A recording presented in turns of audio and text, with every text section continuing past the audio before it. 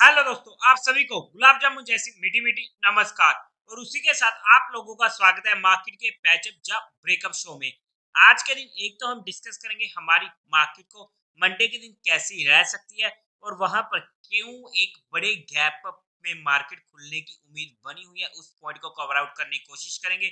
और उसी के साथ साथ देखेंगे इस वीकली बेसिस पर क्या हमें सावधानी बरतने की जरूरत है, क्या हमें जहां पर कोई खतरा तो देखने को नहीं मिल रहा है। As a trader, as a option buyer हम उस पॉइंट को कवर आउट करने की कोशिश करेंगे।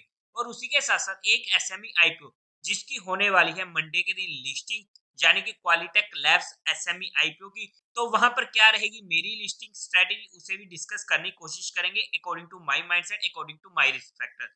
तो अगर हम सबसे पहले फ्राइडे के दिन का एफआईए और डीआई डाटा देखते हैं, सॉरी फ्राइडे के दिन का नहीं, थर्सडे के दिन का, फ्राइडे के दिन छुट्टी थी। तो वहां पर डीआई ने 3474 करोड़ की बाइंग करी है, वहीं पर एफआईआई ने 2144 करोड़ की सेलिंग करी है।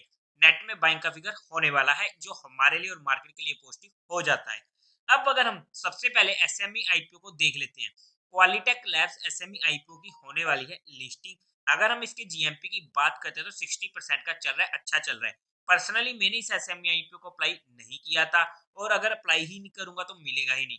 बट अगर ये एसएमई आईपीओ मेरे पास होता तो वहां पर मेरी सिंपल सी लिस्टिंग स्ट्रेटेजी होती है हर एसएमई आईपीओ में, कि जैसे ही वो एसएमई आईपीओ लिस्ट होता है मैं वहां पर इमीडिएट एग्जिट करने की कोशिश करता हूं, चाहे वो अच्छे प्रॉफिट पर खुल रहा है चाहे फिर डिस्काउंट में खुल रहा है। रीजन की अगर मैं बात करूं, जनरली हमें एसएमई आईपीओ में सर्किट्स देखने को मिल जाते हैं। अपर सर्किट या लग जाता है लोअर सर्किट। अब कौन सा सर्किट लगेगा वो मार्केट को मालूम है, क्या लगेगा ही लगेगा, कोई पक्का नहीं है। बट मोस्ट प्रोबेबली वहां पर चांसेस हो जाते हैं सर्किट्स लगने के। अपर सर्किट में हमें कोई भी दिक्कत नहीं होती और वहां पर हमें सिर्फ और सिर्फ मजे आते हैं। बट अगर लोअर सर्किट लग गया तो हमें वहां पर दिक्कत होती है, हमारा एग्जिट भी नहीं हो पाता जब तक वो सर्किट खुलेगा नहीं। तो बस इस सर्किट के चक्कर से बचने के लिए मैं इमीडिएटली किसी भी एसएमई आईपी को एग्जिट करने की कोशिश करता हूँ। ये मेरा इसमें रूल होने वाला है जो मैंने अपने माइंडसेट और अपने इस फैक्टर के अकॉर्डिंग बनाया हुआ है। आप लोग अपने रूल्स खुद बना लीजिएगा, आपको आइडिया लग जाएगा कि आपको किस तरीके से कोई भी रूल बनाना होता है जो आपको आने वाले टाइम में काम आ सकते हैं। कोई भी एक्शन बनाने से पहले एक बार अपने फाइनेंशियल एडवाइजर से कंसल्ट जरूर कर लीजिएगा। अब अगर हम बात करते हैं हमारी मार्केट की, अगर हम थर्सडे के दिन मार्केट की बात करते हैं तो मंथली एक्सपायरी थी और क्या ही हमें वहां पर दोनों साइड के अच्छे मूव देखने को मिले हैं। मार्केट खुलती है और पहले को नीचे को आई, फिर ऊपर को गई और फिर को नीचे को आई, फिर वहीं पर टाइम पास करके लास्ट में अच्छी शॉर्ट कवरिंग भी हमें देखने को मिली है। हमारे लिए इंपॉर्टेंट लेवल था 21,300 का, लेकिन उसके नीचे प्रॉपरली सस्टेन नहीं कर पा रही थी। और वहां पर जो हमारा पिछले दिन का लो था वो नहीं टूटा था, तो वहां पर हमारी शॉर्टिंग में पोजीशन क्रिएट नहीं हुई थी। बट हमारा जो रेजिस्टेंस है 21,500 का, वहीं से मार्केट पलटी और हमें अच्छी मूवी देखने को मिल चुकी थी अगर हमारी शुरू में एंट्री हुई है।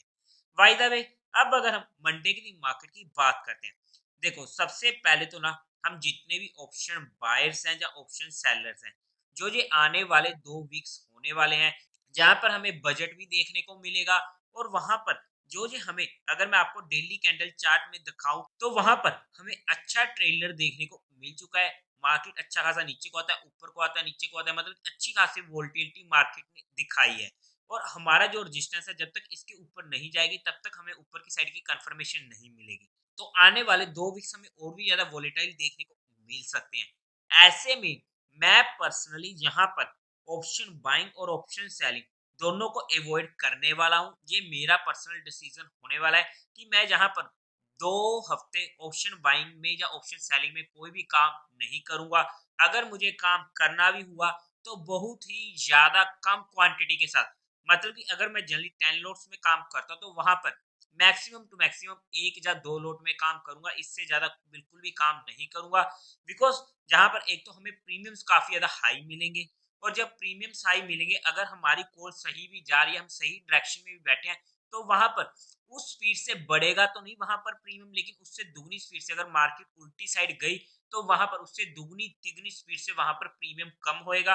तो हमारा रिस्क फैक्टर थोड़ा सा जहां पर गड़बड़ा जाएगा। और मार्केट में कुछ टाइम ऐसा होता है जहां पर हमें थोड़ा सा बचना होता है, और जब मार्केट हमें अच्छे मौके देगा तो हम वहां पर फुल पावर एंटर भी हो जाएंगे। बाय द वे, मंडे के दिन उम्मीद है कि हमें मार्केट एक अच्छे गैप अप के साथ खुल सकती है। आप सभी को न्यूज़ पता होगी कि एलआईसी एचडीएफसी बैंक में 9% से ज़्यादा की हिस्सेदारी एक्वायर करने वाली, जिसकी आरबीआई ने मंजूरी दे दी है, जिसकी वजह से वहाँ पर बैंक निफ्टी में हमें अच्छा खासा मूव मिल सकता है।